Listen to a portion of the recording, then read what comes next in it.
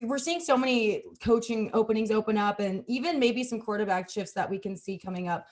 What do you think is the biggest hotspot right now in coaching and as it regards to quarterback? For coaching, it's interesting.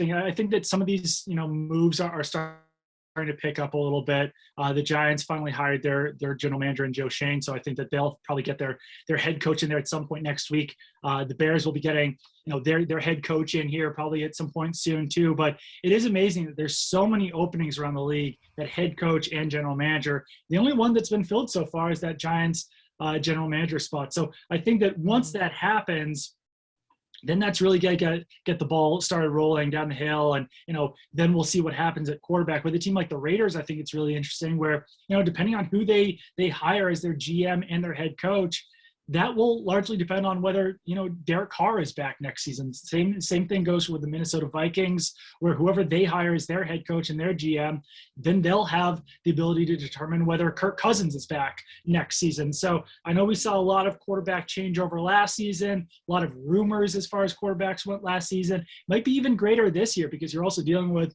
Jimmy Garoppolo. Is he going to be back? Aaron Rodgers, will he be back in Green Bay? Russell Wilson, will he be back in Seattle? So it's an interesting year, though, because there's not a lot of good quarterbacks in this draft. So teams that, for the Seahawks, for example, if they get rid of Russell Wilson, they still want to be competitive next season.